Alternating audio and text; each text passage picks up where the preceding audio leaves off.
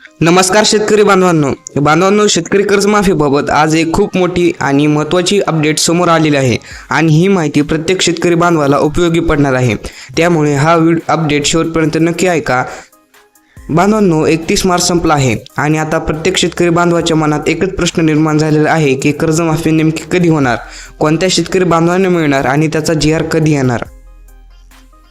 बांधवांनो, राज्य सरकारने कर्जमाफीसाठी मोठी प्रक्रिया सुरू केलेली आहे आणि त्याच्यासाठी सर्व बँकांकडून शेतकरी बांधवांचा डाटा मागवण्यात आलेला होता। आता हा डेटा पूर्णपणे जमा झालेला आहे। सध्या मिळालेल्या माहितीनुसार राज्यात लाखो शेतकरी थकबाकीदार आहेत आणि त्यांच्यावर हजारो कोटी रुपयांचे कर्ज बाकी आहे। त्यामुळे सरकारकडून या विषयावर गंभीरपणे काम सुरू आहे। आता सगळ्यात महत्त्वाची गोष्ट म्हणजे एप्रिलच्या पहिल्या आठवड्यामध्ये कर्जमाफीसाठी नेमलेली समिती आपला अंतिम अहवाल सरकारला सादर करणार आहे। या अहवालामधूनच ठरणार आहे की कोणत्या शेतकऱ्यांची कर्जमाफी होणार आणि किती रक्कम माफ होणार आणि त्यासाठी कोणत्या अटी लागू केल्या जाणार आहेत। परंतु इथेच एक मोठा प्रश्न उभा राहतो की सर्व शेतकरी पात्र होणार का, की काही शेतकऱ्यांना अटीमुळे वगळण्यात येणार आहे। याचे स्पष्ट उत्तर फक्त GR आल्यानंतरच मिळणार आहे।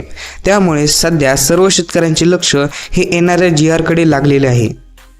याचबरोबर खरीप हंगाम अगदी जवळ आलेला असून शेतकऱ्यांची मागणी आहे की कर्जमाफी लवकरात लवकर जाहीर करावी, जेणेकरून नवीन हंगामासाठी शेतकऱ्यांना मदत होईल। त्यामुळे अशी शक्यता वर्तवली जात आहे की समितीचा अहवाल आल्यानंतर लगेचच GR काढला जाऊ शकतो। जिल्हानिहाय पाहिलं गेलं तर नाशिक, सोलापूर, अकोला आणि कोल्हापूर या जिल्ह्यामध्ये थकबाकीदार शेतकऱ्यांची संख्या मोठ्या प्रमाणात आहे आणि या सर्व जिल्ह्यांचा अपडेट आता राज्यस्तरीय बँकर समितीकडे जमा झालेला आहे। एकंदरीत पाहिलं तर कर्जमाफीचा आता अंतिम टप्प्यात आली आहे। सर्व डेटा तयार आहे, समितीचा अहवाल येणार आहे आणि त्यानंतर मोठा निर्णय घेतला जाणार आहे। त्यामुळे पुढील काही दिवस शेतकऱ्यांसाठी अंतिम महत्त्वाचे ठरणार आहेत। बांधवांनो, माहिती आवडली असेल तर लाईक नक्की करा आणि अशा शेतीविषयक माहितीसाठी आपल्या कृषी वार्ता मराठवाडा या YouTube चॅनलला सबस्क्राईब करा।